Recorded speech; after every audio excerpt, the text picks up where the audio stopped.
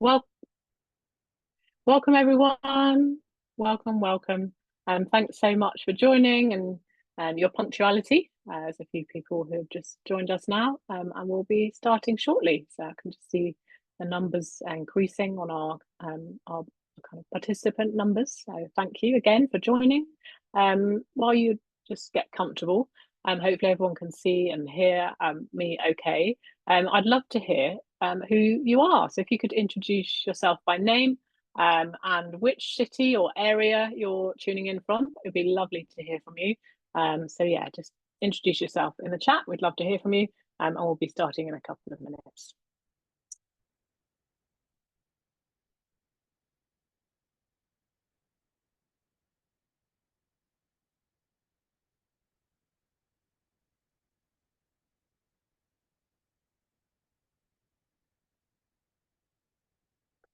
So welcome, thank you. Hello, Jasmine, based in Birmingham. Lovely to hear from you. If you haven't already, please do introduce yourself in the chat. We'd love to hear who you are and where exactly you're tuning in from, so city or area. And yeah, we'll be starting shortly with the Learn More webinar, the Financial Times Apprenticeship Scheme. So yeah, I hope to hear from more of you in the chat in due course. So to introduce myself, I'm Laura, Director of Access at Creative Access. And lovely to hear some more people introducing themselves in the chat. And we've got Alice from Suffolk, Alex from Norwich, and hopefully people tuning in from all over the UK with us today. So a little bit more about Creative Access. We are a social enterprise working to make the creative industries reflect society, and we provide career-long access, opportunity support, and training to individuals from underrepresented groups. You can see here, this is a picture from our 10-year anniversary party a few years ago, where we celebrated all the many achievements of Creative Access. And we work with leading creative employers throughout the UK to connect you with opportunities and help you to unlock your potential. Got a few more joining us. Also, Phil Sand from Bolton, Manchester. Fantastic. So, what we'll be covering today? We'll be covering a little bit more about the Financial Times Apprenticeship Scheme in partnership with Manchester Evening News. We'll be covering kind of how the apprenticeship is structured, including the NCTJ Level 5 qualification, specifically the types of hands-on training you could gain from the programme and how to make your application stand out. So you'll get lots of top tips, advice and guidance from the panel today. We'll also be covering the specifics of the eligibility criteria and a chance to hear from a former apprentice on their experience. So yeah, hopefully an interesting webinar from you all. Cool. Now to hand over to our lovely panel. So I'm delighted to introduce our panel for today. So starting with Adele Jones, Editorial Early Careers Manager at the Financial Times.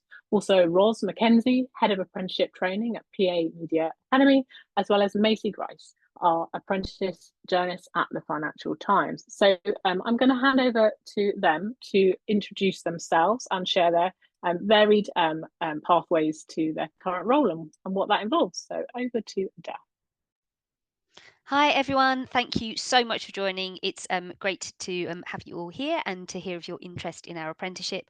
I'm Adele, I'm the Editorial Early Careers Manager at the Financial Times, so within editorial, which means I am looking out for brand new talent in whichever way form it comes, whether that is through internships, through our graduate scheme, through our apprenticeship or through NCTJ placements.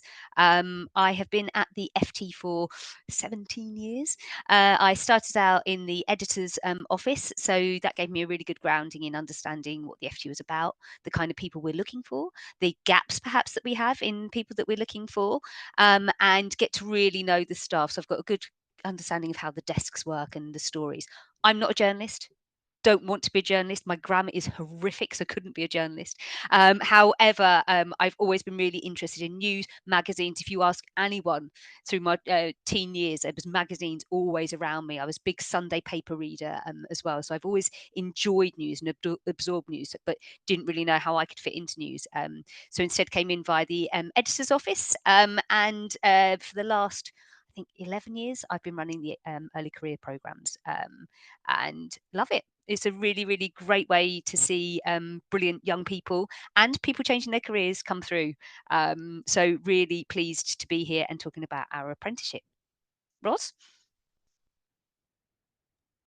Thanks very much, Adele. I'm Ros Mackenzie. I'm the head of apprenticeship training at the PA Media Academy. I've just totted up the years and I've been a journalist for 28 years. So I didn't realise it was quite that long. So the way I got into journalism is I did an NCTJ diploma back in 1997 in an FE college.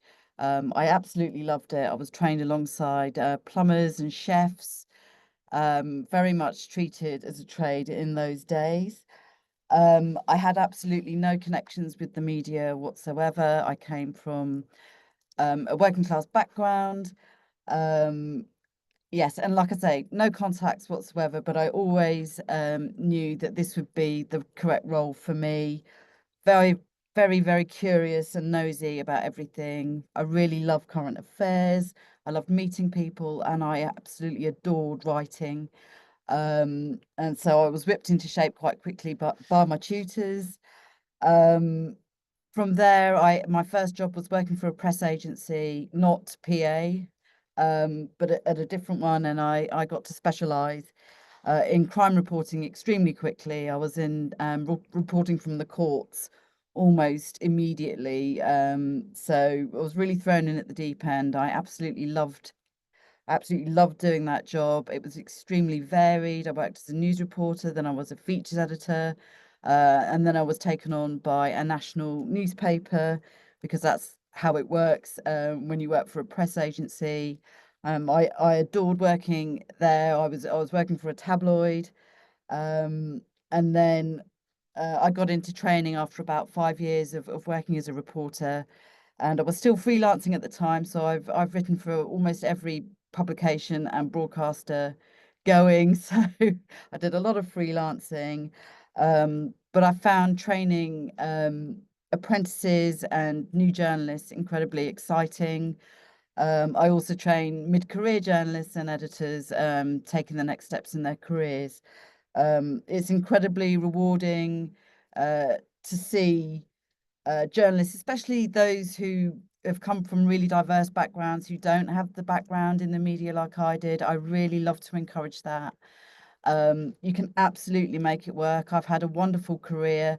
I'm still doing journalism now. I've got the really cushy job of being a travel writer, which I think has just been fantastic. And I'm very biased, but I think it's the best job in the world. And there's no reason that you can't make it. You just need to put the work in.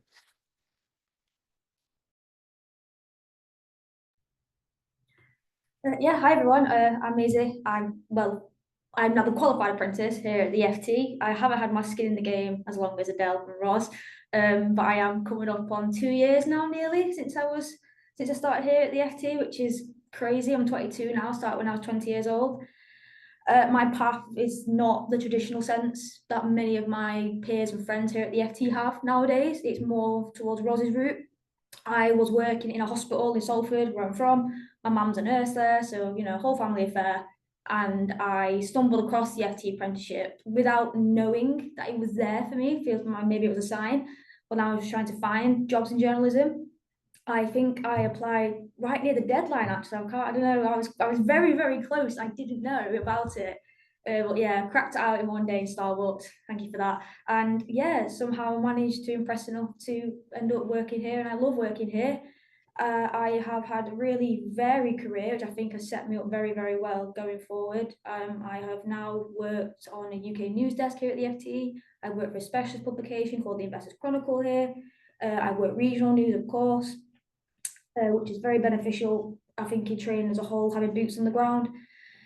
So I think going forward, my flatmate does call me a jack of all trades journalist since I've done it all, which I think is very appropriate. But I definitely think this apprenticeship and my training has given me a niche in finance and business journalism, which I never expected, but very much thoroughly enjoy right now what I do as a personal finance reporter here at the FT.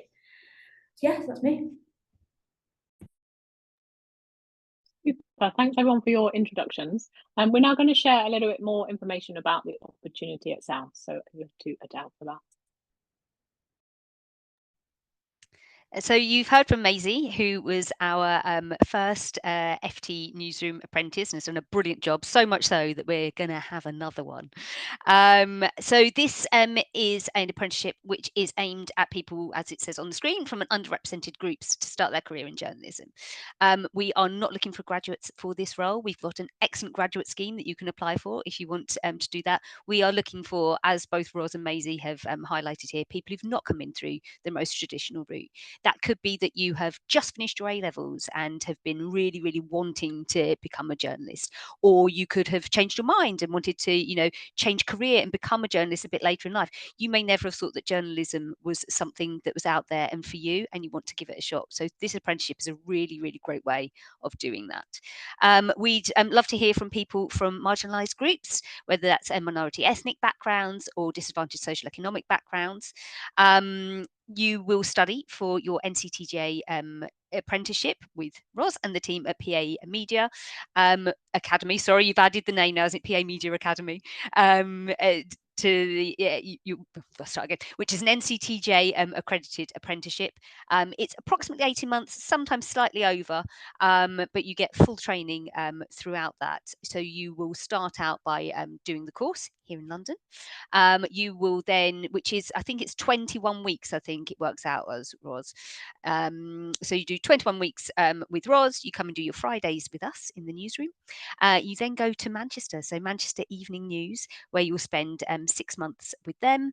Come back to London, and then, as Maisie mentioned, you go and work with our pals at Investors Chronicle. That's to give you a slightly different kind of more niche, I think is a good way of putting that, wouldn't you say, Maisie? So at Manchester Evening News, you will cover everything. Maisie will go into that, but you could be covering GCSE results, which I know Maisie did this time of year, right the way up to, things that are going on in courts and local news reporting.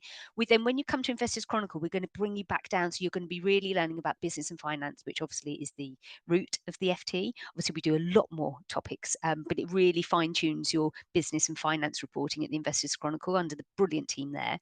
You then come to our newsroom, where you could be put on a number of different desks. So as Maisie said, she's done the UK news desk. She's now on the personal finance desk. Gives you a really good insight so that you can get in and throw yourselves into whichever desk that you can.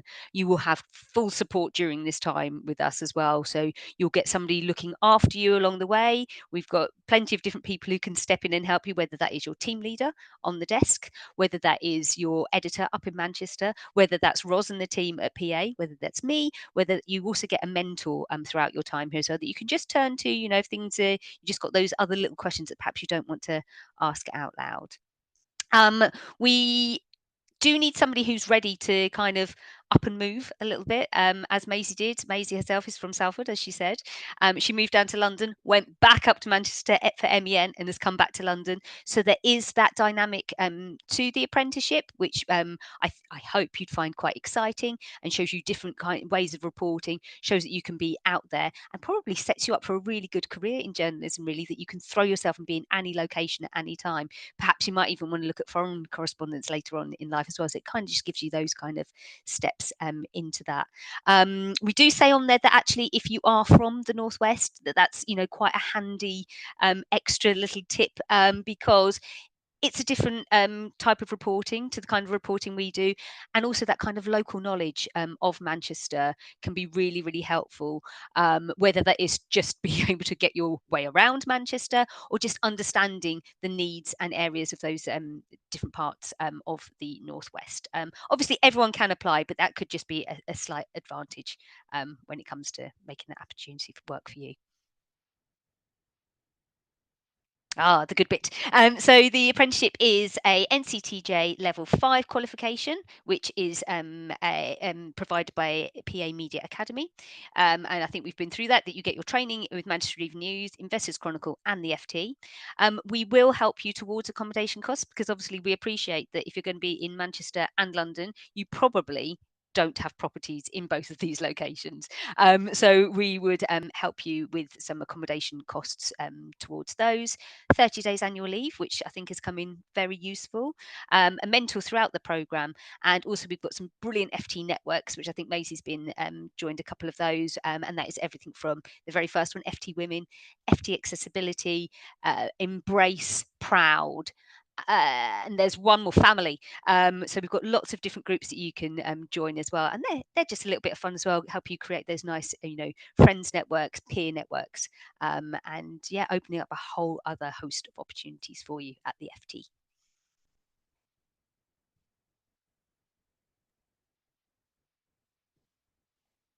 Ros, I'll hand over to you for this bit. Thank you, Adele. So I'll give you a little bit more information about PA Media Academy and our position within the industry. So we're not like a normal college or university. We're an independent training provider, and we sit within our wider news team at PA Media. So we're traditionally known as the Press Association. It's a legacy name that has stuck with us all the time. We're just known as PA. Everyone knows what it means in a newsroom. We are the UK's newswire. So as well as the FT, we provide the apprenticeship training. The FT is also one of our customers. So the journalists at the FT, Maisie, you'll pick up our newswire, and we cover courts, the royals especially, who seem to be a big thing, lots of showbiz, travel, which is the bit that I do for the newsroom, the elections, politics, everything. So you may not have heard of us just because we're kind of like a business to business organization, but our newsroom is very well known. The reason that employers like to go with us is because we're so deeply embedded within the industry. We really understand journalism and where it's going. All our trainers are journalists, so you would never be trained by someone who wasn't a journalist and didn't have that experience, and also experience at a high level as well. We're all sort of donkey's years experience, to be honest. In terms of your study with us, the first 4 months are on our NCTJ diploma, and most of the exams are actually covered off in that time, except for the portfolio element. I'll go into a lot more detail about exactly what you'll be studying a little bit later on. But the way the course is structured is that most of the exams, like I say, are covered within the first 4 months. You'll be joining a group that will have apprentices in it, but also some graduates and school leavers who are just sitting their NCTJ diploma. Maisie, you can talk to everyone about what that experience was like. But it's lovely to be the person that has already got their job and are being paid to be there, and having that brilliant bit of sponsorship and backup. You will get a mentor from the FT, but you'll also have a program leader and coach from PA throughout your time. Once you're finished with us down in Queen Street, we're based in the City of London, so right in the thick of it, and actually about a 2-minute walk from the FT, which is extremely handy. Once you're finished with us, you'll go to Manchester, and then you will actually come back and do a specialist business and finance module alongside other specialists in the area. So they tend to be financial houses like S&P Global. You'll know what that means, future. The more you do business and finance, and there'll be somebody from Bloomberg, no doubt, as well. So you'll be in good company there, always building your networks. And the great thing about PA is that you will have contacts outside as well. And this is where you build your contacts. All my contacts, not all of them, but my contacts building started on my NCTJ course. And I'm still friends and have contacts with all those people from 1997 at Highbury College, Portsmouth. So it is a wonderful opportunity. Your experience at PA will set you up really well, and obviously that fantastic backup that you have at the FT and MEN will provide a really solid start to your career. So I will come back to all the modules later, but at the moment I'll just leave it there.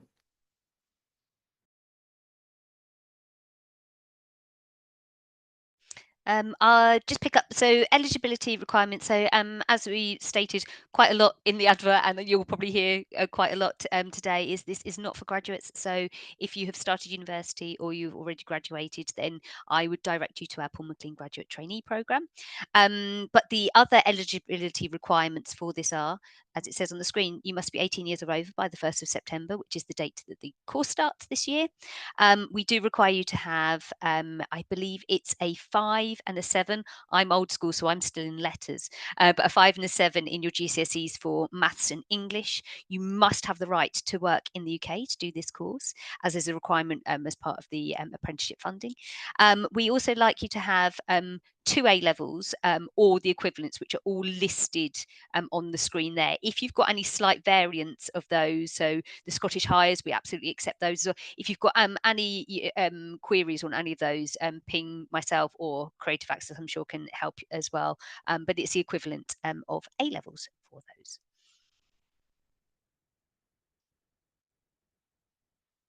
And then this is the fun bit, I guess, is why you want to be a journalist. So the kind of people that we're looking for, so as it says, curious people, and obviously it says in there governments, business, money, but it could just be about people. It could just be about the environment that you're in. You might not have had too much exposure to governments and business and money at the stage of life that you're at, but it's that want and that curiosity to be open-minded about different perspectives. So we will always say, and I think Ros is a big fan of this as well, that you must read everything. Everything from your local news. You should 100% be supporting local news, but reading every kind of genre that is out there. Reading from, you might not be a particular Guardian reader, but you should be reading the Guardian to understand what their viewpoint is. You might not be a Daily Mail reader, but you should be reading their content as well, just so you understand the wider picture. And of course, all these other sites, so BBC, Sky, local news, some of these smaller sites that are up and coming, some of the regional newspapers have all gone online, so are quite easy to access news in your area, and a lot of them would be really supportive in you joining us, even if it's not through the apprenticeship. A lot of them would be really appreciative of your support right now in local news. Truth seeking, my gosh, isn't that what we all want right now? One of the big things that the FT found was we're really trusted with news. We're not known as a fake news outlet. We don't do clickbait. We don't write stories just for the story's sake. We write it because there's a truth, there's an element we can bring to it. We don't write stories just for the sake of things. So I think that's really important.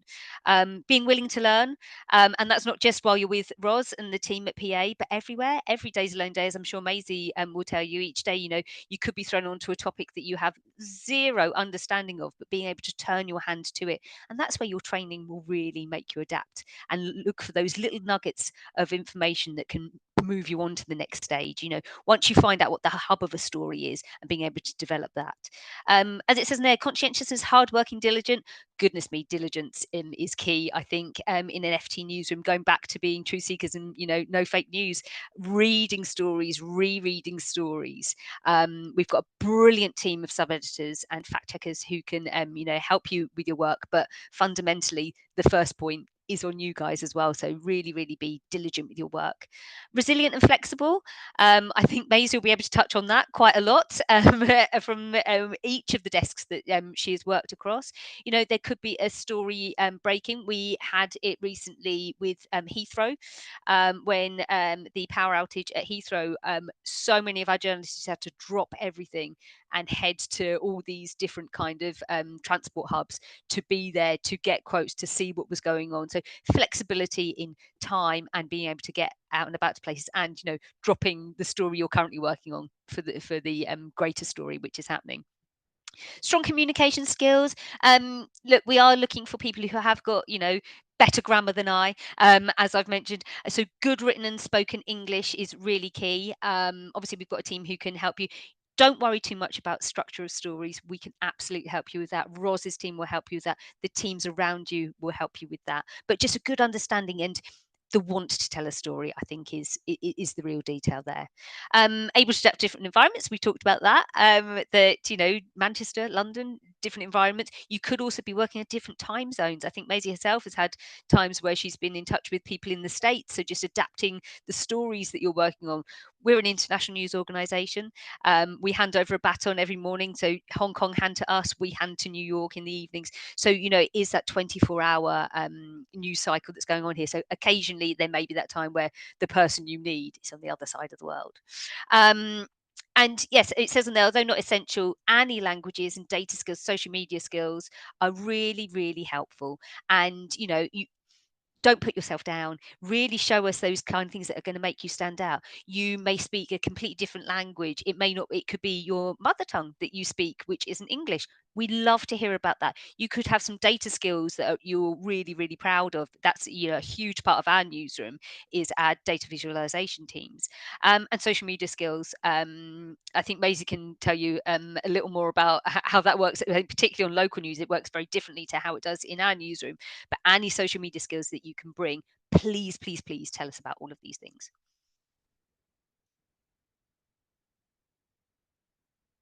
And somebody who had this is smooth, Maisie.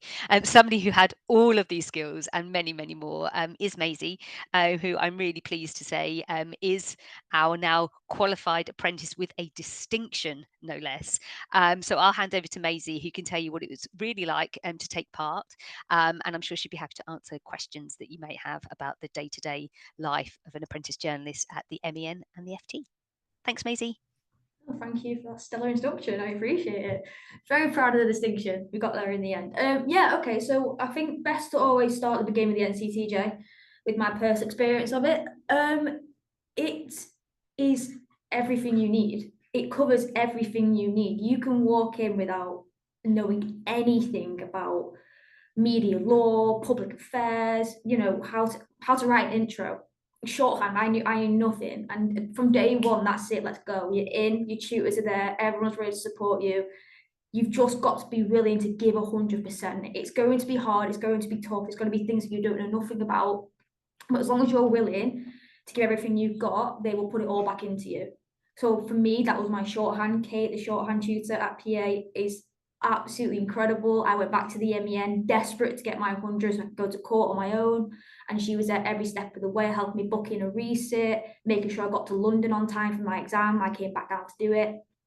And she was so thrilled with me when I got there, when I did it in the end. So yeah, just PA, NCTJ, you're going to be great for learning. You're going to meet some great friends. I met my best friend on that course. So yeah, NCTJ, great starting point. It's the way forward. From there, you're going to go to the Manchester Evening News, and I'll be blunt. It is incredible, but it is baptism by fire. You're about to put everything you've learned straight into action. You'll have a couple of weeks where you'll sort of start leaning into it, some little stories, but as you start building that repertoire with your editors and you start building up that trust, and they see that you're willing to give again everything you've got and you're ready to take on these new challenges, that's it. You're in the room and you're in the game. You're going to be sent out to live scene. You're going to be sent to council meetings. You're going to be sent to court. You're going to have that wide breadth of experience. I speak for myself. I went during a really busy time. I spent the summer there. It was general election. There was the unfortunate nature of the riots. I also assisted, I don't know how well known the Jay Slater case is. I assisted the Jay Slater case. I can speak very minimal. I can get by with Spanish, so I liaison with our team out where he had gone missing and spoke to Spanish police. Every day is different at regional. Nothing's the same. You're not going to get the same day. I could be at a stabbing in the morning and be speaking to a chap in Salford about potholes at 4 p.m. It's really gonna help you get there, build your confidence, build up your steel, if you will. You're going to get a really thick skin and be ready to go and raring to go back to London. So MEN is great. It's going to give you that boots on the ground experience and help build you up. From there, you're going to have the move back to London and you're going to work for the Investors Chronicle, who are an absolutely incredible team. I had such a great time with that group of people. You're going to have some fantastic editors, some fantastic journalists, just everyone there is incredible. And that's going to be such a niche time. And for myself, when I first started, I wasn't the best with numbers, which is weird since I'm now a personal finance reporter, but I wasn't the best with numbers. It took me a little while to get there. But everyone who was there was so willing to teach me, was so willing to say, this is how you read a balance sheet. These are company results. This is how we're going to do this. You're not going to be unsupported. Everyone's going to back you 100% until you've got it and you can do a company report in an hour. And it's like that. And that is very well mirrored up with going back to the NCTJ and doing business and finance. And my tutor at the time now also works here, which is crazy. And I see her all the time in the stairway. And during dinner, I always say, hi, Frankie, you all right? She's great. She's a great tutor. But that really correlated really, really well with having that on a Monday morning and then going to work and then doing it, putting it into practice. So yeah, I see you're gonna start really getting to do some really niche pitches, which is going to be really exciting as well. You're going to start pitching stories about a beat that you may not have any knowledge of, you know, if you're like myself and didn't come from a business background. And you're going to feel really confident in knowing that you can do it and having that support there. So the IC is really, really great, as Adele was saying, building up that business and finance base, which is of course what we do here. And it's going to really give you a good springboard to moving downstairs into our newsroom. So I moved to our newsroom in January and I worked in the UK news desk. I worked under Caddy, Peter, Charlotte, Franklin, Rebecca, names that will hopefully, fingers crossed, you guys will know one day. They are an absolutely fantastic team. I could not have worked on that desk and completed my apprenticeship without them.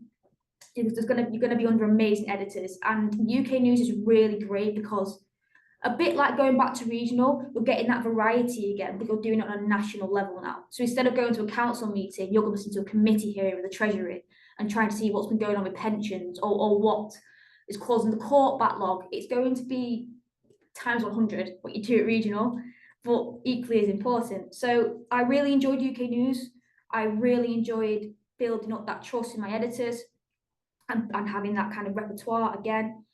You know, even now as a personal finance reporter, I do still get sent to court for the UK news if they need me. And I'm very happy to do that. I'm glad to know that that trust and that relationship is built up where I can still be trusted to go do these incredible things.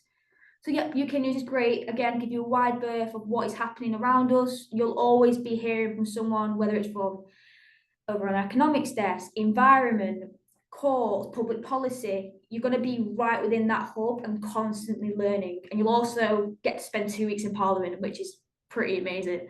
I speak for myself that they're a fantastic team also. So I fully qualified off it all in, I believe it was April. I passed my endpoint assessment in April. I was very proud of that story. I did it during a very difficult time personally. So coming out that at the end with the support of everyone at the FT and at PA, Roz and Ian were both brilliant with me to get the distinction and to know that everything that I did to get to this point was not worth it, but I did it. I got all the way to the end and I'm now qualified. Is fantastic. So I'll very just quickly run over 3 stories. MEM that I'm most proud of was I did a story about a young mum who was stuck in very horrible conditions in emergency accommodation with her 3 children. She spoke to me about what was going on, why the council needed to help her, what was going on with her children. It was a very volatile situation and we have to be very careful about how we ran it to make sure her and her children remained safe. And that's a skill you'll learn in local news, you know, them personal stories is how keeping everyone safe, but make sure a real important story is told. Investors Chronicle, I would say I went back to one of my very personal loves, which is fitness and running, and I did a story about fitness stocks at the new year and if it was time to invest. So again, you'll find that you can put pieces of what you love to do into your stories when you do original pitches. And the IC is a great example of that, because I did a story about fitness stock, about Pure Gym and Planet Fitness in the US, and when's best to sort of invest into that and why you should do it here and there and what's best for our readers. So that was really fun, and that's a really cool thing to do at the IC. You can sort of push in what you like. And the UK news, I'm going to use my EPA. I'm going to have to, aren't I? I did my EPA on an exodus, if we will, of clinical researchers in the UK. So at the moment, we have these fantastic PhD doctorate students who are qualifying in areas of biology, chemistry, medicine, and they're not able to get a job. They're not finding jobs within their sphere of research and are instead having to leave the country to work elsewhere, or they are leaving PhDs halfway through to leave the sector altogether. And I got to speak to some really interesting high up people within that world, a doctorate student herself. And then we poured in loads of data and I put all the data and fact checks together all together. And that made a really interesting piece that I was really, really proud of. And that's the story that I finished my apprenticeship on. So yeah, we'll always be very proud of that.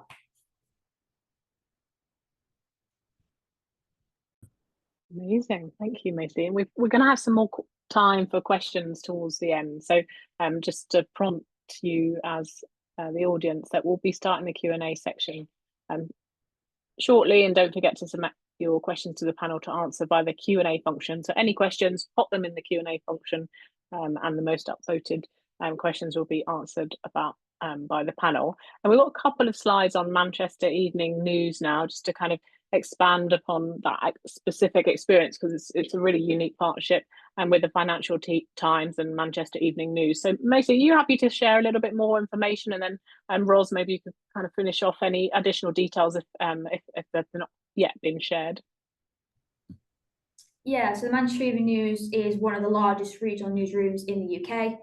It was my local regional paper, so I grew up reading it with my granddad, so I always had the knowledge of them in the background. They're under Reach and the Reach Corporation, so they have other publications under there, like Liverpool Echo, which is our neighbour. We were also a fantastic pub. Yeah, the MEN is really great, I personally believe, at balancing local news with court, council, live news. So that was kind of the spirit of it all, and you'll go to everything. The bread and butter, I believe, of the MEN was definitely live news, though. We do a lot of live news. You know, there could be a car crash that we hear about on Facebook. You've got to go. You've got to get there straight away. You've got to liaison with the police. You've got to speak to witnesses. You've got to call. You've got to call whoever you need to call to get a quote. And then you're going to go live on Facebook in about 20 minutes, and you're going to tell about 400, 500 people what is happening. And that is pretty daunting, but also very exciting. And yeah, that's a very big part of the MEN culture.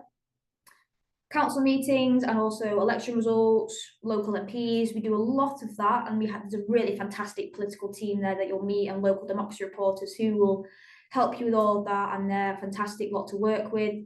They also do sport, so Manchester City and Manchester United are covered by our sport reporters, and that is big. I'm not the best explainer. I personally, it's been over a year since I've been there. I apologise, but yeah. So the bread and butter of it really is live news, councils, local issues, and court, I would say. So yeah, you'll spend time in Manchester Crown Court too. And yeah, it says it there, what you'll be doing there. I remember your first Facebook Live, Maisie, and it was so fun to watch. Just that the really, gas really proud leak? of you. It was the gas leak, yeah. Yeah, brilliant. That's not there. One of the most daunting ones we've done since I didn't know what was going to happen. But yeah, that was a very exciting one to do. I did some really exciting ones, yeah. Okay, so it's great to see all the things that are going on there at the Manchester Evening News, because that's exactly what the course will prepare you for. So I'll run through some of the NCTJ diploma modules, but the first thing to say just about the NCTJ, if you don't know much about this qualification already, it's the nationally recognised qualification within journalism in the UK. The NCTJ, I think, has been around for about 70 years as well, and it's been the go-to qualification for news desks all over the country. Everybody knows the standard they're getting when you pass this, and it is tough. Maisie will agree with that. It's not an easy one at all. So, you know, the grads find it really difficult. But quite often, those who are straight from school or like Maisie, you know, age 20, absolutely flying. Don't worry about the grads. You're going to be just as good, if not better. And Maisie's nodding her head. She knows what I'm talking about. So there are some core modules. It's a very traditional NCTJ diploma course that you would be doing. And it includes shorthand. So T-line shorthand is probably one of the best things I ever did as a journalist. It set me up for my career as a court reporter. And when you get to do court cases, you are getting to report on the stories that are leading the news. So already you're up there. And you can't do court stories without having 100 words a minute, T-line shorthand. So Maisie, well done on getting that, because it's a slog to get there, but it's absolutely worth having. So you will be studying shorthand. You do it every day. Our course is 9 to 5, so we treat it very much like a job. So we're not in university land or anything where you have a 2-hour lecture and you wander off. It's 9 to 5 every day. There are 2 media law modules as well. So there's essential media law, which covers everything you would need to know, but there's also a court reporting module that's really, really important if you want to be a court reporter. Following that, we also have a module in public affairs. So that's local and central government, and it's really important that you know how these organisations work and how to hold power to account. So it's really vital that you can understand how bills are passed through Parliament, how elections work, and everything at a local level as well. There's a journalism for a digital audience module, and that is covering social and web storytelling, becoming more and more important all the time. There's also essential journalism, and that is just the basics of news writing. And you'll be writing to the clock for the exam with that one. There's a portfolio that stretches across the entire programme, and that can involve submitting pieces that you do at the MEN and the FT. So that's something you develop as the course progresses. The portfolio tends to be developed after you would finish the 4-month programme. The main focus there is the exams, getting the shorthand out of the way. When you come back to London after the MEN, you will do a business and finance module, and I really hope we can have the same tutor again, Frankie, who is amazing and now works at the FT, and hopefully the FT will allow her to come back for a bit and do that again. Frankie is actually somebody I trained donkeys years ago as well. She's an absolutely brilliant tutor and really brought the business and finance down to a level where it was really, really interesting. There's nothing she doesn't know about Companies House and how to dig around balance sheets and company reports.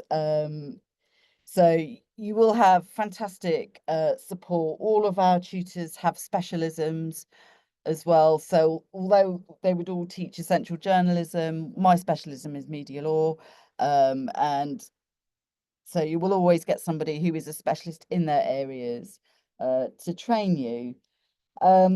I think that's probably everything that I can say about the course, except our expectations is that it is a 9 to 5, treat it as a job, meet all the deadlines. We're very deadline driven. By the end of the first month, you'll be writing a story in 20 minutes. And that's the expectation, and that's what you'd be doing in the real world, and faster than that quite often as well. Probably 10 minutes, Maisie, do you think? Turning it around, just bash it out. Yeah, but yeah, it's a brilliant course. Obviously, I'm very biased. But yeah, it's a really great grounding, and all of those great things you'll be doing at the MEN, the live news, the what's on, the PA course prepares you for that. Amazing. Brilliant. Well, I think that's been a really comprehensive overview of the opportunity. So now I'm going to cover how to apply via Creative Access. So quite simply, upload your CV, your cover letter, and your application questions as one document. Just to say, please do make a tailored cover letter. Really have a look at the advert and the opportunity, and think about in your application what they're looking for, how to really highlight the relevant skills, experiences, and passions that you have. In your cover letter, we'd like you to outline your responses to specific questions, which I'll come to in a second. And once submitted, you can no longer amend your application. So proofread carefully. Kind of sit on it, think about it, have another read.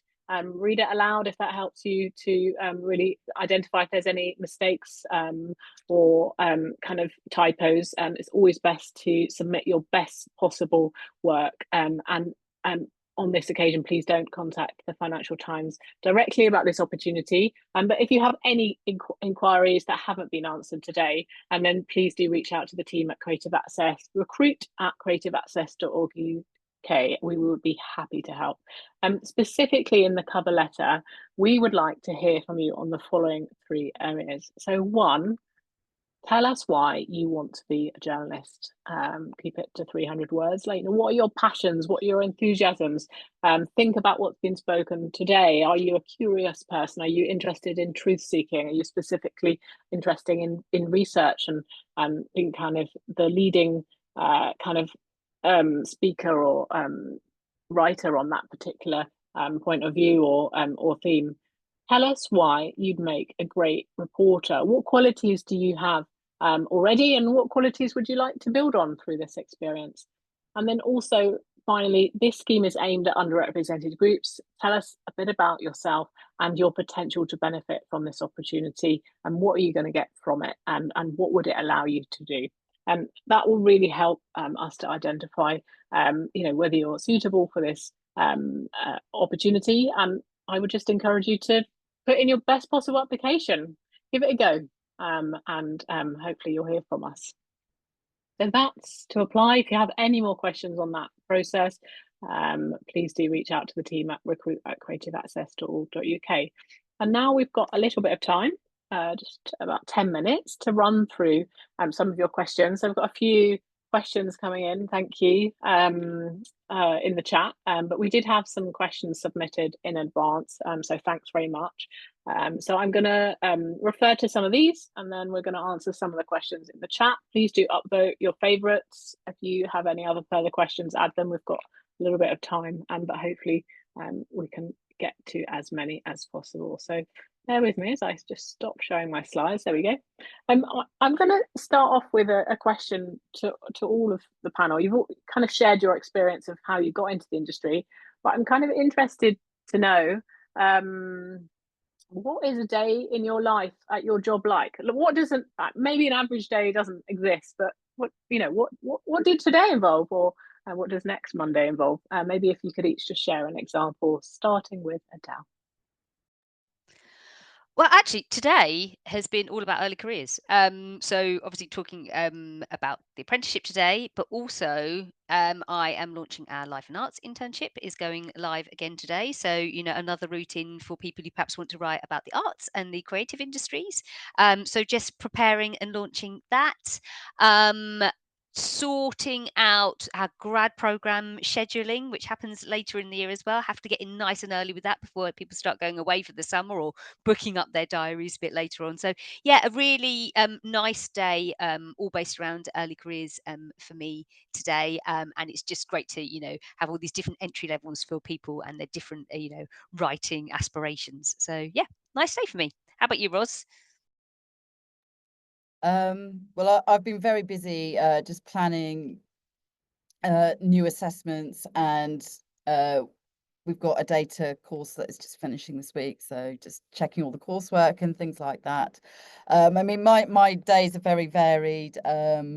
Certainly as a journalist, they were always different. I worked on a Sunday newspaper. I could be on the Tuesday, I'd be doing our weekly meeting, which was a pitching meeting, and then I could be sent away across the country, sent abroad, covering court cases. I really had no idea at the start of the week what I would be doing. They were always investigations, and they were quite long, and they either turned into a brilliant story, or they never stood up, and we couldn't, because truth telling is so important, we couldn't run the story because it didn't actually pan out, or we just couldn't prove it.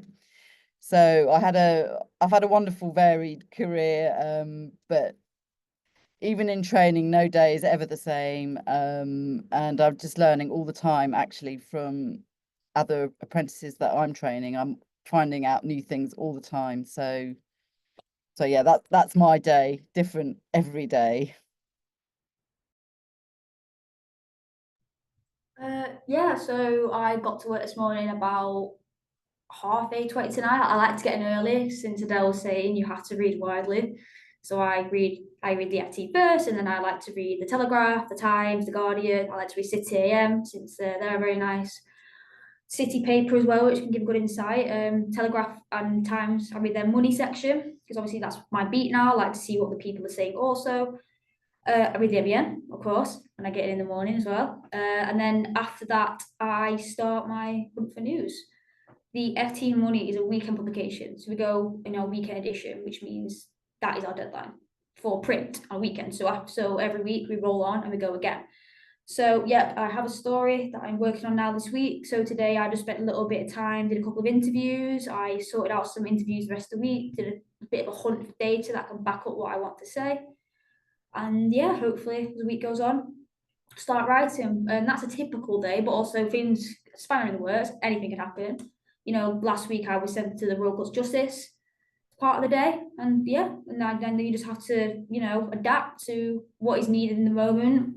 You got to try and get all your work done for the day, no matter where you are, even if you're in a court or in a coffee shop somewhere on a story. And yeah, you just got to go with it. You've got to be able to adapt, and that's a typical day. No day is the same. Nice, thank you. And we've got a lovely question actually from the audience that I'm going to weave in here, is specifically around a highlight or a career moment that you're particularly proud of. So Macy, could you share one of the projects or moments in your apprenticeship experience that you're most proud of? Yeah, I believe I said it earlier. Again, my EPA, very, very proud of that. I that took a lot of hard work beyond just writing the story. I think Ros will probably attest to that also. It took a lot of work behind the scenes and saying everything you've learned, how far you've come. So that was not just a story, but you know, sort of looking back at everything that I have achieved in the past 18 months, sort of saying to yourself, oh, you know, yeah, I can do this now. I'm a journalist now. This is what I am. And you know, having that kind of period of sort of reflecting and also using everything you've learned for this big story, which is your end game, if you will. This is your moment. So yeah, my EPA, definitely proud of that. Found out I passed in work. Was not I found out in 2 days that I passed. I expected to find out in 2 weeks, so I was very shocked. So yeah, I'm very proud of that. I'd also probably say I'm very proud of, I don't know, maybe my first time I flew solo on a live scene. I think that's, you know, at the MEN to do that and to be trusted to take on this Facebook Live and to deal with, you know, either a police scene or a fire scene and have people want to know what's going on through yourself. That was kind of like a, whoa, here I am moment. So I'd probably say, yeah, my first live scene and also my endpoint assessment, which is, you know, culmination of all the hard work that I'd put in and all the hard work of the FT and the MEN and PA and that they had put into me and believed in me, if you will. That's Macy. How about you, Ros? What's been a particular career highlight moment today? Well, story-wise, I really loved doing human interest stories. Some of them based around court experiences, so persuading victims of crime to actually be interviewed after they've been through quite an ordeal giving evidence in court. But I suppose one of the ones that sticks out for me was interviewing this incredibly brave woman who had kidnapped her son from the streets of Beirut, where he had been taken without her permission by his father. She hadn't seen him for 18 months, and she was in hiding when I interviewed her. She had a most incredible story, very uplifting actually in the end, but it was a huge risk that she took. She didn't even have a passport for him. And that one really sort of stood by me in terms of the kind of reporting I used to do. But my proudest moments have actually been as an apprenticeship trainer and watching students. Maisie, getting your distinction, that was a really fantastic highlight for me this year, but also watching our apprentices and students winning awards and seeing how they develop over the years. And, you know, it was for me, it was wonderful just to see Frankie teaching after I thought, crikey, 10 years ago, I was training you. So my position as a trainer has been incredibly rewarding. I love the journalism, but I love this just as much. Thanks, Ross. How about you, Adele? God, how do I follow a kidnap story in Beirut? I mean, Roz, probably kind of soppy. I guess it is watching people like Maisie, get roles in the newsroom. Watching people who've come in through internships, and whether that is staying at the FT, coming back to the FT. God, we've had a few of those as well, or just going on to be brilliant elsewhere. It's just really nice, and I stalk them a little bit on socials without them knowing, and just watching them grow, which is really nice. Yeah, and it's nice to have them come back into the FT at some point as well. Brilliant to see, so many opportunities for growth. So now we're going to kind of switch back to the kind of application process, and I'm going to just kind of ask a few questions in one. And it's really about what makes a successful application, what sorts of skills and experiences should people include, and how much of a background in finance or an interest in finances, finance and business, is it relevant? How much would you expect a reference to that in the application? That's kind of been asked by somebody in the audience as well. So I don't know who would like to take that question. Adele? Yeah, I can pick that up. Listen, your cover letter is going to be the key here. We appreciate that, you might not have a background in journalism. So we just want to know about you, why you're interested, what makes journalism interesting to you. You could have written, a school newsletter. You could write for a church newsletter. You could do a fashion blogging. You could do all of those kind of things. Just that kind of thirst for wanting to know and wanting to be a journalist. We can help you with that. We can help you in the newsroom. Roz can help you with actual training. People like Maisie are always around to give you support because they've been there and understand that you're on this great pathway. So please use your cover letter to tell us that about you, because that's how we're going to find out. You might not have clippings. You might have a couple of clippings. Great, share those, but you might not have any. So really use that cover letter to be the way that you tell us about you. Business and finance. Hey, listen, we're called the Financial Times, so you would think it's only about finance. However, as Maisie will attest, it's not just finance that we do. Sometimes it could be that there's a number in a story and you make that the center of the story and you develop a story out of that. It could be that your actual end goal is to be a foreign correspondent or a court reporter or a political reporter or an arts writer. It's that understanding that we will give you that guidance to help you along the way. So we don't need you to be an absolute expert in finance. I mean, Maisie touched upon that, that she had plenty of guidance along the way. Please just, apply, give it your best shot. We can help you with those kind of things. So we don't need you to be an absolute maths guru or understand, how to read the stock markets, as Maisie will tell you she did on Investors Chronicle. We can teach you all of that, but we want you to want to learn about that.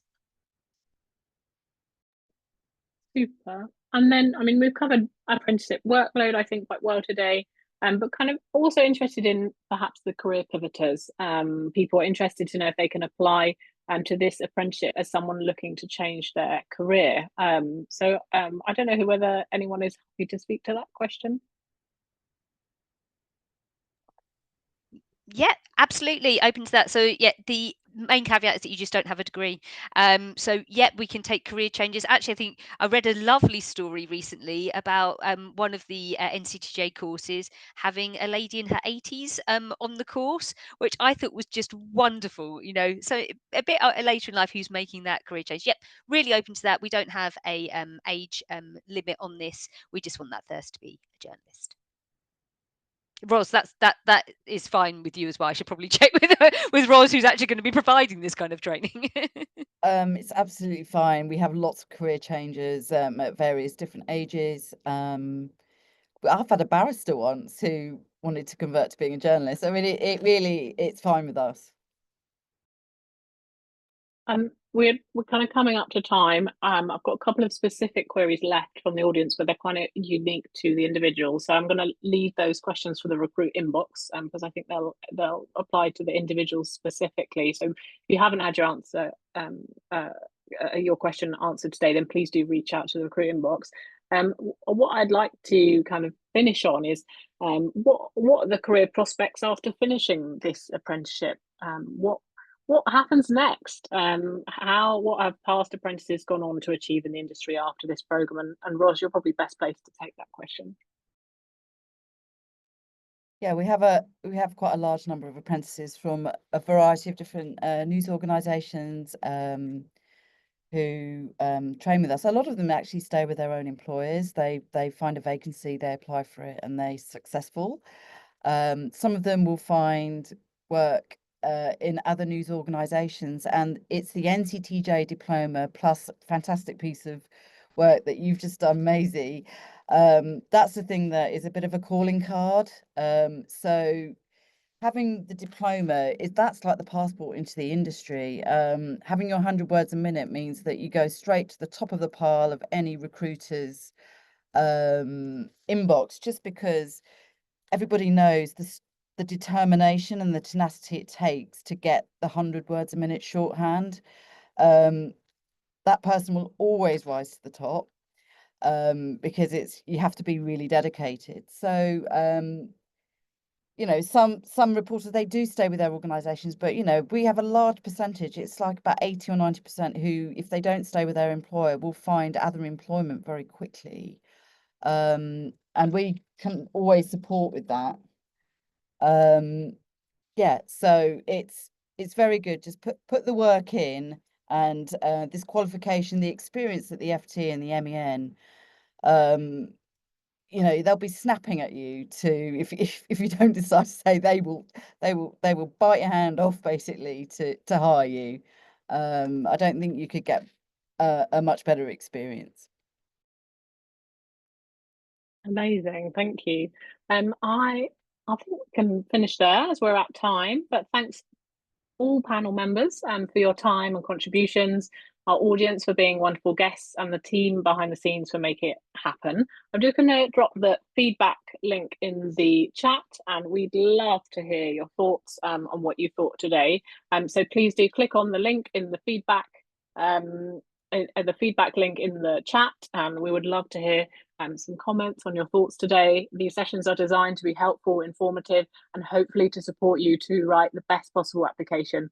So yes, thank you, Phil Sound, for some feedback already. The session was very insightful, so lovely feedback coming in already. Please do fill in the feedback link. We'd love to hear a little bit more from each of you. And otherwise, thank you everyone for attending. And I think we're gonna wrap here. Thanks everyone, and have a good rest of the evening. Cheerio.